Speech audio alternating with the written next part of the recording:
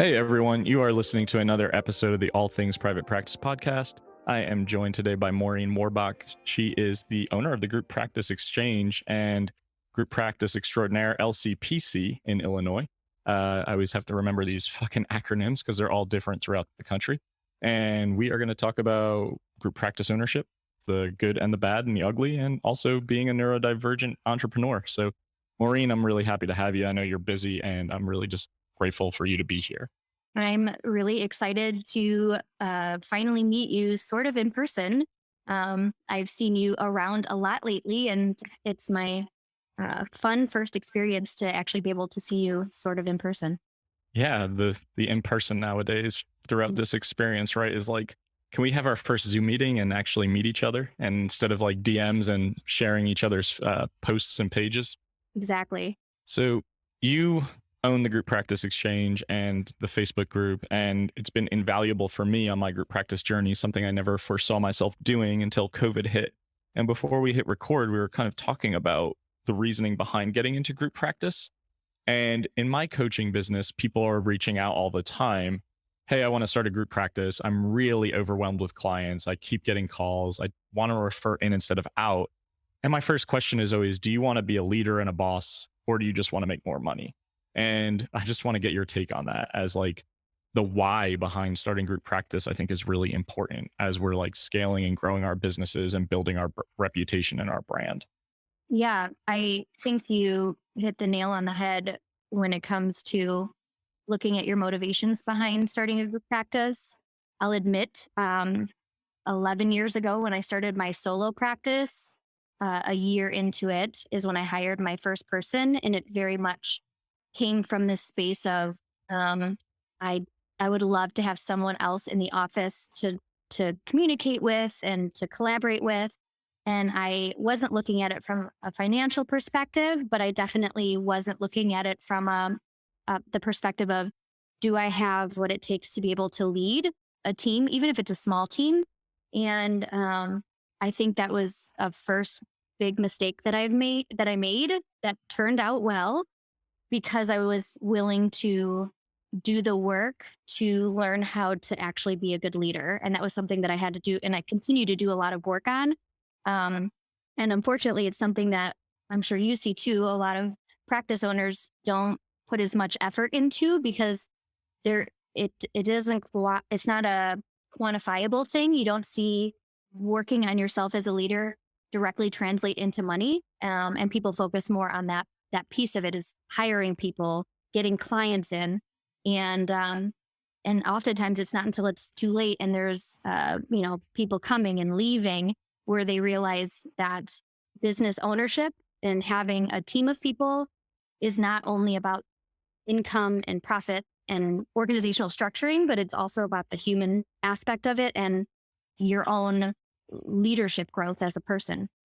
Yeah, that's really well said. And I think that it's interesting to stumble on this journey and like figure out the what we don't know situation, and then learn and grow from that. And I guess you can either be proactive and do the work, or you can kind of just dig yourself a hole and feel like you can't get out of it.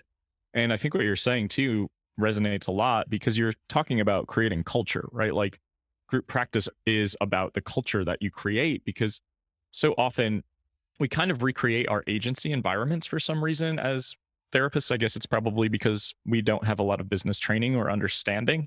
And all of a sudden we're seeing too many clients, we're feeling burnt out, we're feeling resentful. And maybe we're considering going back to bartending at Applebee's, like I've considered many times in my life. And I think that, for me, I have an all telehealth group practice. We have 12 therapists and a psychiatrist at this point in time. It's been about a year of being open as a group practice. And the culture is so important for me because I want people to feel supported. I want people to feel like they have teammates and camaraderie, even if they never meet each other in person. And for so many of us, I think we feel so isolated and alone in private practice ownership, where you're like working, seeing clients, and to the end of the day, you're like, I haven't even talked to anybody. Like, I can't even think straight anymore. And I think that very often, like, why would somebody join my group practice if they could start a private practice? I'm sure you think that or talk to clinicians about that. And the answer that I so often hear is that they want teammates and camaraderie and to feel like a part of something. And also, a lot of therapists just don't want to do the behind the scenes work to get their businesses up and running. Yeah, when people ask that question, which it is a very common question to ask, is why would someone want to work at a group practice? My initial go-to response is that that's a very typical response that an entrepreneur would make, you know, because we obviously don't want to work for other people, but that's not what kind of the average person is thinking. The average person really doesn't want to own a business and wants to be a part of something bigger. And that's also then where having a practice that has mission and values and like goals for how it's going to uh, engage in the community can be a real asset to employees finding a space that really aligns with who they are and the type of work they want to do. And so I always say that's a really valid question to ask because you're an entrepreneur and you don't want to work for someone else. But most people, even if it in our industry feels like everyone wants to be a solo practitioner, it's not true. It just feels that way because that's what we're looking at. But there are plenty of people who want to work in a group practice, but they want to work in one that allows them the flexibility to practice in a way that aligns with who they are, and they want to give back to something that's bigger than themselves.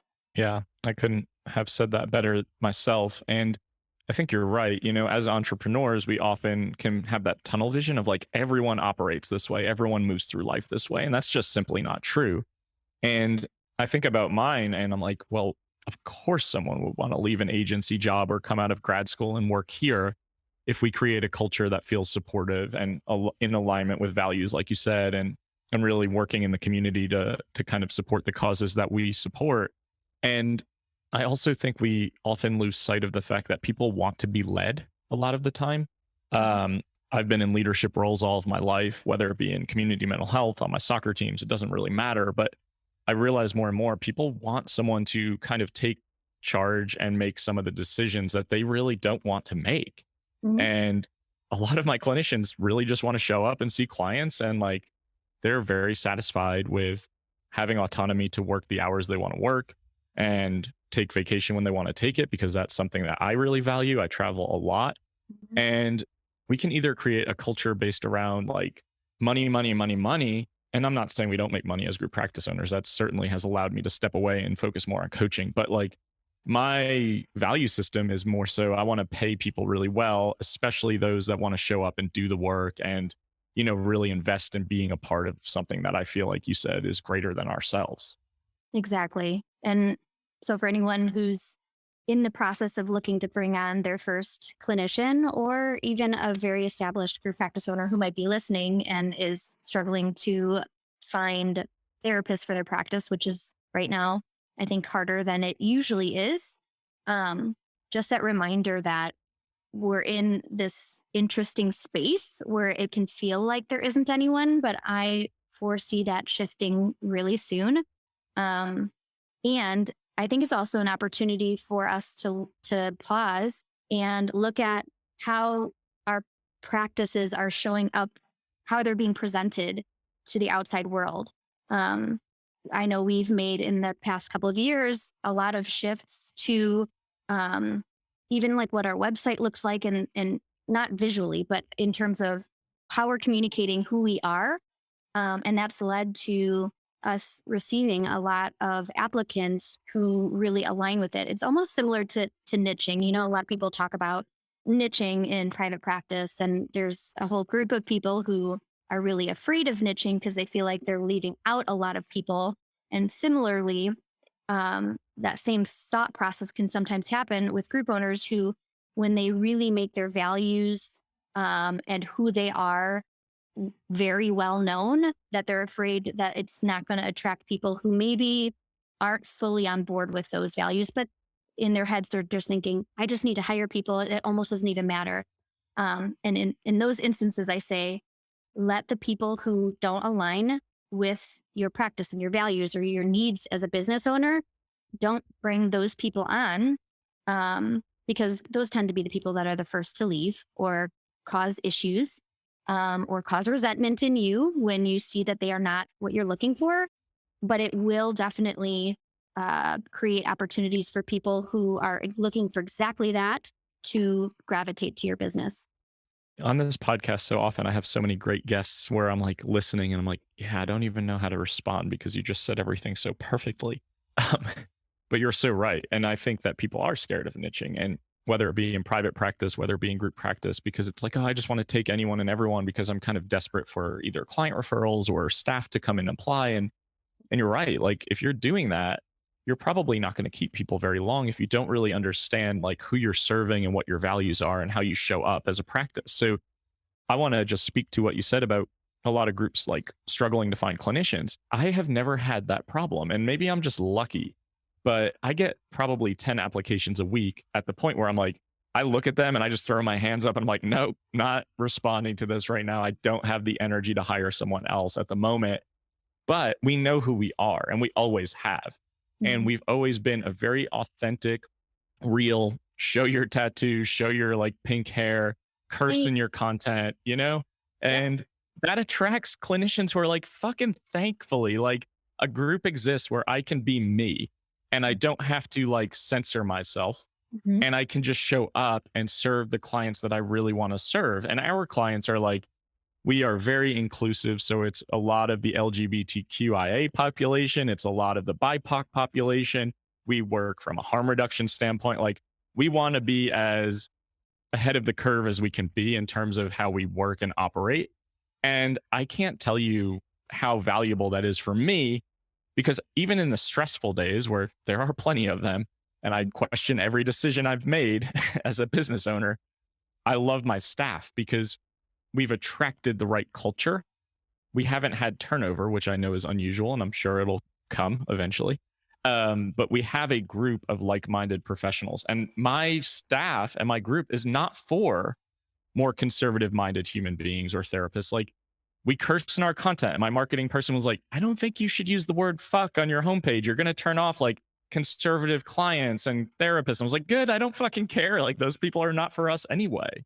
Mhm. Yeah, that's we've one of our values has always been around anti-racism and anti-oppressive work. And over the past 5 or so years, we've really worked at not only having that as a value, but looking at like how are we making sure that our clinicians live that value, because having a practice have those values, but the clinicians not independently having those values means the practice doesn't have them.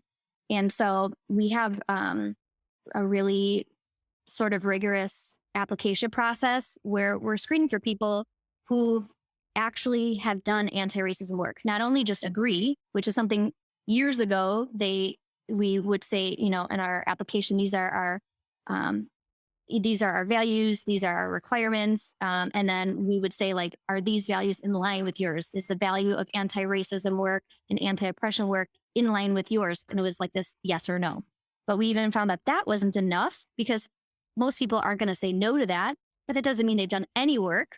And so, over the past maybe 3 years or so, we have where we're asking, like, what is your history around anti racism, anti oppression? And it's like open text. And this is just during the application. We haven't even seen them yet.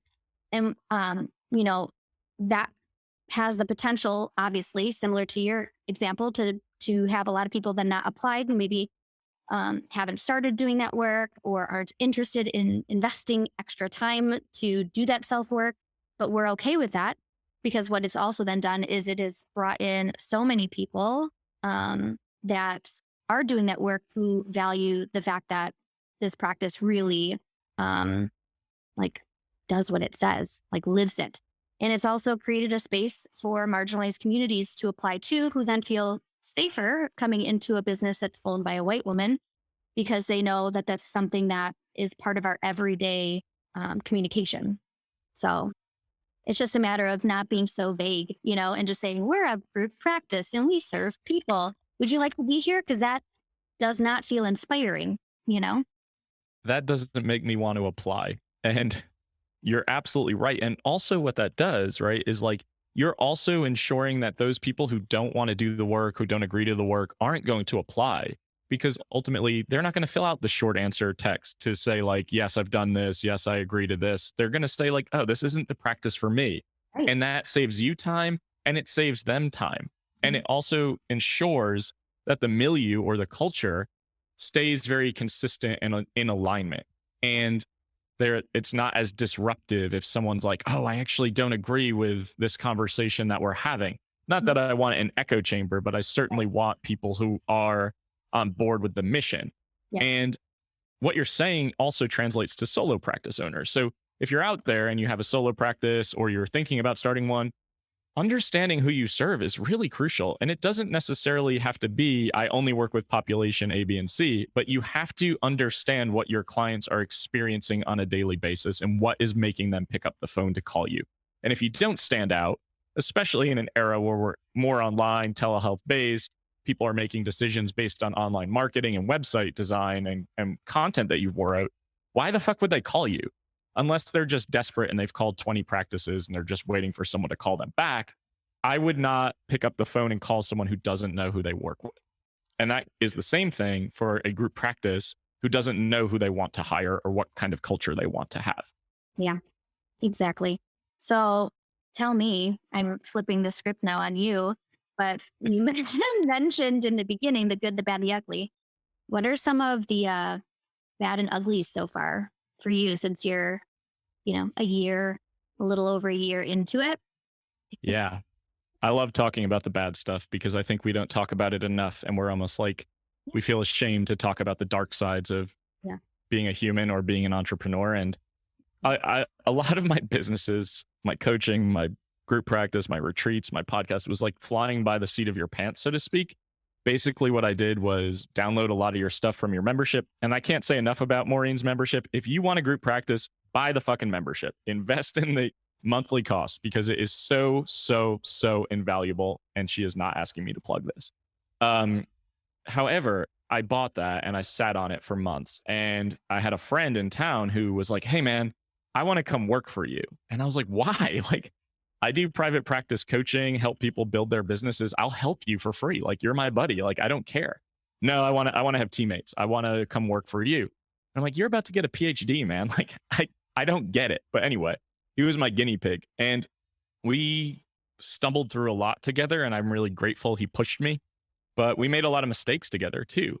Granted, he got full in a month, which then created my mindset of like, ooh, I could probably do this again. Yeah. But I've hired a lot of friends, and I know a lot of people would be like, you shouldn't have done that. But I think that I've created a culture that it works. And my clinical director is one of my best friends. She tried starting a private practice on her own the same time I did in 2017, and she failed miserably because she couldn't do the marketing and the networking and sometimes the billing. Jen, if you're listening, I love you. And but it's been wonderful because she is such a good clinician and such a great supervisor. And I can't say enough about her. However, like there are growing pains.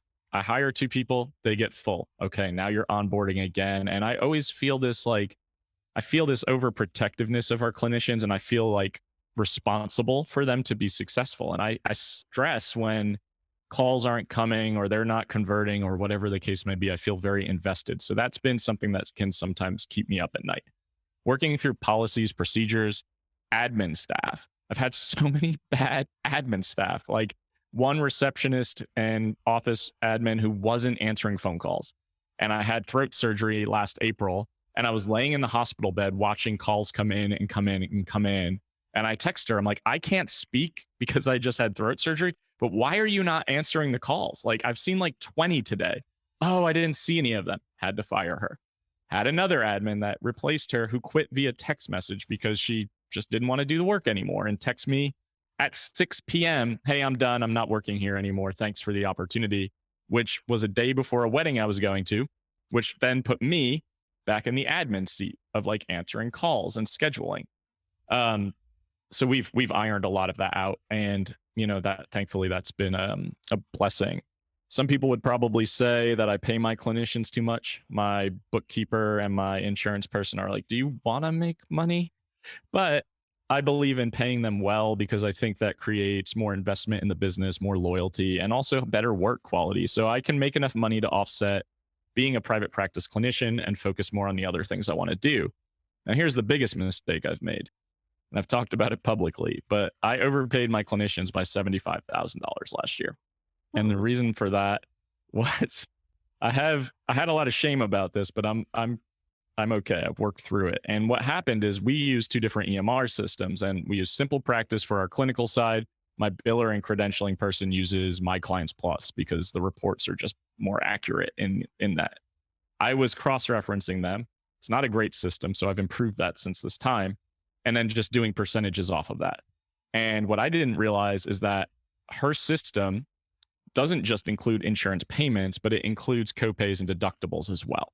I assumed it was just insurance payments. I never asked because I was, again, starting this without any real direction or understanding. I double paid all copays and deductible collections that year. And I had the choice to either ask my clinicians for the money back over 12 months, which is what a lot of people told me to do. However, that is not in alignment with who I am. I had to reframe it to a mistake on my end that I could not ask for that money back because it was my shit to own. Mhm. And I looked at it as bonuses for very hard work in a very hard year. And we talked about it at our team meeting. And I let them know, like, clearly paychecks are going to look differently this year because some of you got paid like an extra $12,000. And I think that was another example of my own leadership within the business where they were really appreciative of the transparency. Yep. And they were really appreciative that I was not asking for that money back. And so many people told me that it was my money. I need to do that. That's a lot of money, blah, blah, blah. And I was like, I already paid it. I wasn't even thinking that I had it. So, like, I don't look at it that way, but that's one of the dark sides for sure. That was a rough one to swallow. I bet. But I agree with you. I would have done the same thing. And I think it also helps not only, I always find airing out mistakes you make within your business to your employees is really helpful because it one lets them know that you're human, but it also allows them to make mistakes without being afraid because we all do. And that's how we grow from them. I feel like the reason I am where I'm at in my business is because of the mistakes I made, not because of the luck I had. But I I feel like it probably also, in you being transparent about the mistake and clear about the fact that you double paid and aren't taking it back, probably increase their trust in you in decision making, especially around finances, because you were able to be giving in that scenario and not ask for that money back. And so they know, like, they're just probably have a sense of, he's not trying to screw us, which I know happens a lot from employees in group practices. Is there's this assumption that group practice owners are multimillionaires, just sucking out all the money out of everyone. And this is like one of those scenarios where they are like, he made a mistake that benefited us and he's not asking for it back. There's some integrity in that. And likely they feel like they can feel safe with you and trust you when it comes to the financial piece. Yeah, for sure. And it felt like a fucking gut punch at first, and I speak very openly about my history of having a gambling addiction. And I think if I wasn't so far along in my recovery, that would have sent me into some sort of spiral of like, I've got to get this money back somehow. Yeah. Thankfully, I just was upset with myself, watched Game of Thrones all night. And then the next day I was like, yeah, whatever, it's fine. Game of Thrones? I mean, I've been binge watching it since the pandemic started. So I've probably watched it now, I hate to admit, like 10 times. And anytime I turn it back on, my wife is like, please no, I don't want to hear that theme music anymore. Just stop. I'm like, I can't stop. I always turn it off by season 8 though. My 2 cats are named after Game of Thrones characters. Are they? What are their names? Khaleesi and Tormund. I love Tormund. I really do. And I love the Hound's character. I love all the character development until they ruin it all. And like, but I do love that show. And you can see like my Hobbit picture behind me. I'm very into fantasy. I think it's always been good escapism too. Yep. And that can be a good segue into what we were talking about as being like neurodivergent business owners and entrepreneurs. Like, I think I rely sometimes on stuff like that to feel inspired and creative. And I think that's why travel for me is so important, because I get stuck And then as I'm in movement and in like new environments with like new sensory overload and stimulation, that kind of unlocks creativity for me. And it's Never really thought about powerful. that.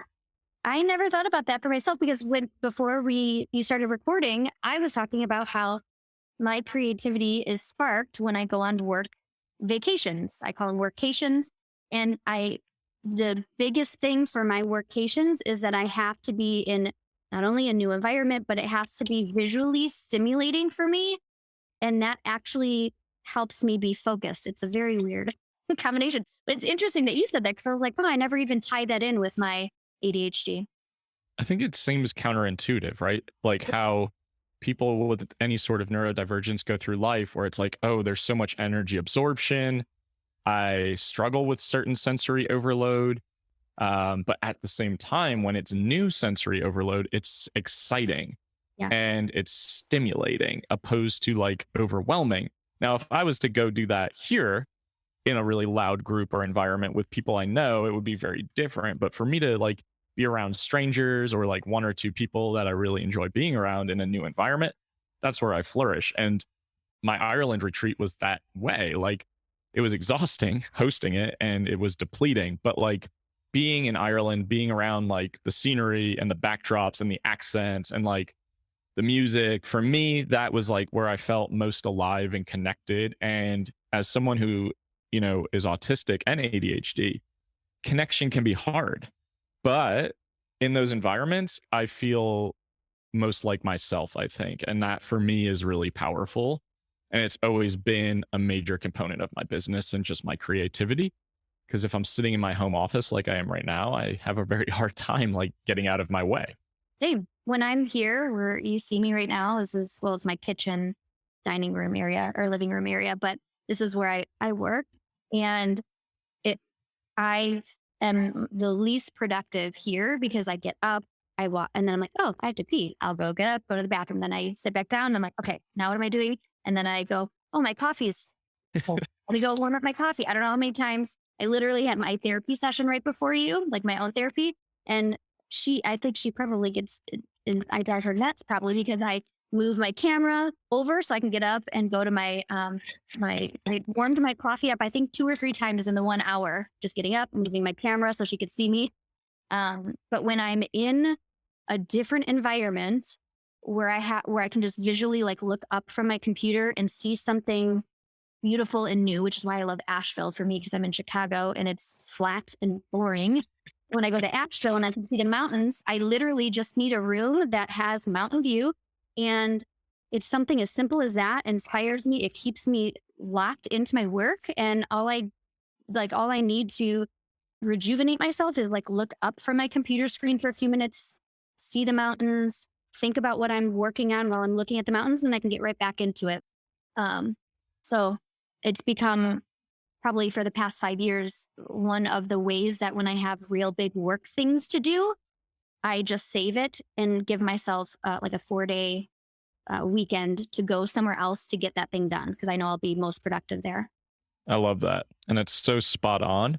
And again, I think for people who are neurotypical, that feels really strange to think about. Like, how can you be more focused when there's different sensory overload, when you're always overloaded by sensory, stuff in general, or like distracted or scattered? Because I can't tell you how many times in my house I like go downstairs with something in my mind, then I let the dogs out, then I pee, then I maybe get a drink out of the fridge, and then I'm like, what was I doing? I don't even remember like the message I was supposed to send, the thing I was supposed to do. Then I leave something on the counter and I'm like, where did I just put that?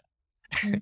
And that's like the behind the scenes stuff that a lot of people don't see when they're like, oh, you guys are successful, but like so scattered in a lot of ways. And I think that's just a beauty of the brain type too, of like, yeah, it's so scattered, but then can be so beautifully creative in situations and like thinking outside the box and really working on things in a different way. And like you said, like seeing the mountains and being able to ground and settle because it's something beautiful Mm. and it feels inspirational and you can take it in and then you can get back to it. I'll go on those trips and I will get major hyper focus and tunnel vision. And then in like 3 days, I've created something and I don't even know that it's been 3 days. And it almost feels hypomanic in some senses of like Yeah. creativity, inspiration, spark, write, create all these ideas, message my VA. My VA says, stop sending me more fucking ideas for now. And then like put them all together. And it's really wonderful to witness. And it's also, there's a depletion part of that too, because if you're going places, right, to feel that creativity and to get away, coming back to reality can be hard because you're like, oh, this feels monotonous. This is boring. And I think for people who have any sort of neurodivergence, boring is painful. And we need stimulation all the time. And it's not, it gets so often confused with workaholism and grind culture. And that's not what it is. It's like stimulation is life. And I think if we don't have it, we feel like we aren't doing anything because our brains are shutting down or they just don't feel useful for us at that moment. Yeah, I want to say two things to that. One, is my daughter's autistic and ADHD. And when she's 12 and when she was, first born, I remember, she stims a lot even now. And I remember as a young kid, I always, when she was young, like 6 months old, it started to maybe a year and a half when we really were trying to figure out, you know, how we can support her. And I remember thinking, like, it feels very stressful, the stims that she does, because she holds her breath, she shakes her head, um, she tenses her like fingers in front of her face and like holds her breath. And I remember thinking, like, that feels like it would be really stressful on the body. And now, as she's gotten older, so back up, you know, we did a lot of work to help figure out like how we can support her and learning like the stim. Well, she wasn't diagnosed with autism at first because with girls, they tend to not get the diagnosis till much later. So she was diagnosed with complex motor stereotypy, which is for neurotypical people who have stims, because obviously stims is one of the criteria for autism. But later she ended up being diagnosed with autism. But one of the things was let that go. Don't even acknowledge that, like allow her to do that. But she does it most when she's bored, because it's like a way to stimulate herself. And it's been really awesome as she's gotten older and been able to talk about what the stimming does for her and like how cool her imagination gets when she's stimming. She act like a whole other world opens up to her. So just on like another note around neurodivergence and like the need for visual stimulation and how I mean, she's the most creative person I know because when she's in that mode, she creates the coolest things, the most awesome drawings and things like that. So and that's as a one aside. But I think also your point, the thing I'm most good at is the visionary side of my business because it is where my creativity is allowed to be sparked. Where I can get bogged down by the minutia stuff, which is why I have delegated so much. I can drop lots of balls when it comes to responding to emails or like the things that are not sparking creativity and joy. Whereas like my ex-husband is my best friend. So I always use him as an example because he's the opposite of me.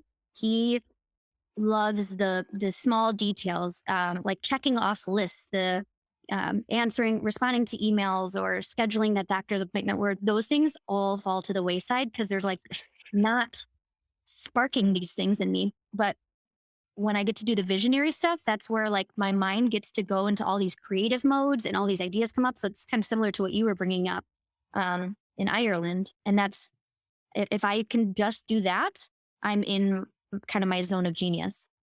And that's probably how you've created everything that you've created too, is being able to harness that as a superpower. And the things that we don't want to do, right? Like we feel like we have to, but that's why outsourcing is so damn important and having a good team around you. And that, circling back to when you said like the hard parts of group practice ownership, I am someone who likes to be really responsive, but I hate responding to calls and emails and messages, but I do it anyway. Now I have a great like admin staff and I can just trust that they've got it and I don't have to worry about it. And it gives me more time to focus on the things that I love. And I think so many therapists don't understand that outsourcing is so crucial to business growth because it allows you to spend more time in that zone of genius or in that creativity headspace and working on the things that are not only going to bring you more revenue, but ultimately are going to feel more fulfilling Mhm. and more energizing. And I think therapists, as traditionally are quite frugal and don't truly understand the financial investment in business ownership. So for me, that has really created so much immense growth because I have a team of people who have been able to help take my ideas, right, the visionary piece, and actually put them into action. Because Mhm. without that, they're just ideas for me. And then Right. I get lost in the like implementation phase of like, okay, logistically, how do we make all this shit happen? So it's just really neat how that happens. For anyone listening, I know some of you may be thinking like, oh, I don't have enough money to travel. It doesn't have to be, extravagant. It can just be take yourself out as a tourist in the town that you live in, get an Mhm. Airbnb, get a hotel if you can for a night or two, and just get in a different environment because I promise you it will harness and kind of shift the energy that you have and act as a catalyst. I'll even That's why I travel so often. I'll even say even if you don't have enough for an Airbnb, I have found finding a cool new coffee shop is can do just as much for me too. I really enjoy um, coffee, like not coffee. I don't drink coffee, but like Starbucks mochas. And if I know I can't because I have kids and sometimes I can't just get away, just looking up like a cool new to me coffee shop on another side of my town that I haven't been to that maybe in the summertime has a nice outdoor area is enough for me to spark my creativity. And that costs no more than a cup of coffee and a drive. Yes, that is excellent advice, and I feel the same way. And again, I think it's like a smaller scale version of different environment and different sensory overload and stimulation, but in a good way. So even being in a coffee shop around all these people who are working or talking, and you're not talking to any of them, you're absorbing the energy, but it's also helping you focus because that's how the neurodivergent brain works. Is like sometimes I need to be distracted to focus, if that makes sense. And a lot of people probably don't get that and that might sound just absolutely fucking bizarre, but like I'm in a Divergent mastermind group on Mondays, and I made it known early on if I'm looking at my phone, if I'm on my email, it is not that I'm not listening to you. It actually means that I actually am paying attention because that's the only way I can do that for an extended period of time. That's my daughter is it's similar when she is stimming. It looks like it feels like there's no way you're paying attention. There's no way you're she can't be. And it was an issue when she was younger in school because the teachers would try to tell her to not do it. And we would say, like, don't point it out because it causes shame. And we want her to not have to withhold the stimming till she gets home into a safe space, just like leave her alone. And we learned early on that she actually hears every fucking thing that we say. And we've tested. We're like, Lily, what did I just say? While she's mid stimming, and she's like, da, da, da, da, da. And we're like, great. We don't have to worry at all about the fact that you might be distracting yourself with something else. Similar to you, when I'm on my phone, I can listen at the same time. It's like I don't know how to explain it. And sometimes it feels like it could be rude, especially if I'm with another person who's talking to me and I check my computer or I get on my phone at the same time. It's almost like either they're talking too slow and I'm going too far ahead. So then if I get on my phone, I'm like at their pace, and I don't interrupt them then. Um, but I remember as a kid, I listened to music while I did my homework, and my parents were like, "How are you able to pay attention?" It's like I'm not actually singing the songs, or I just need to hear other things. On the other end of the spectrum, there's certain noises that like will totally distract me in a horrible way. Like you're Fire trucks, stuff like that. yes, if it's like loud and unexpected or not consistent, or if it's like people chewing next to me at it, then I'll put my headphones in and put music on. But the visual Yeah, part is always good for me. it's such a great way to frame that too. And for anyone listening that is considering maybe I have some neurodivergence, maybe I have ADHD, ADD, ASD, whatever you want to call it, it doesn't matter. But at the end of the day, there are really cool coping strategies, and it's not going to look the way it looks for everybody else. They may say, like Maureen just said, you're being rude, you're not paying attention, but in reality, you're actually doing what you need to do to slow the brain down so that you can focus on what's important, because our brains can be going a million miles a minute a lot of the time, and we have our own ways of grounding and just connecting, and it doesn't have to look the same for everybody, and it won't. So just try hard not to shame yourselves if you feel like, you have to act differently in social situations, or that's just the way that you calm yourself down. And I know embracing my neurodivergence has been life changing, and it's also felt really powerful and empowering. So it's been a cool journey so far, and definitely excited to see where it goes. Um, this has been a really fun conversation, and I'm glad that, another good representation of the podcast is just I don't have structure, I don't have flow. I had no idea what we were going to talk about. And I felt like that was a really awesome segue and conversation. And I just appreciate you having it. And I want you to just tell the audience where they can find more of you and what you have to offer. Oh yeah. So for anything group practice related, I don't do any solo practice coaching, but for group practice stuff, you can go to the grouppracticeexchange.com. And every year in July, I host a conference, usually in Chicago. I'm not as brave as you to hold things in different countries. In my hometown, it's overwhelming enough to host a conference. But in July, it's a business conference. It's not clinical based, it's all only business related for group practice owners. It's the Group Practice Owners Summit. You can go to grouppracticebuilders.com to look at who's speaking at the summit. So we'd love to see you there. I will. Yeah. So I can see you there too. I'm really looking forward to that. And it's another good example of like, I didn't foresee my career going this way, or being in that room, or connecting with you. It's just really cool when you start putting yourself out there and allowing yourself to be creative, and knowing that you can make money in different settings and situations with the skills that we have that don't require 60-minute increments of your time and being in the office. So for everyone listening, I hope you can embrace that and just check out Maureen's stuff. Like I said, it's invaluable, and all of that information will be in the show notes. And I just really appreciate having you on today. Thank you so much. For everyone else listening, the All Things Private Practice podcast, you can listen, download, subscribe, and share on all major platforms, and continue to delve into the motto of doubt yourself and do it anyway.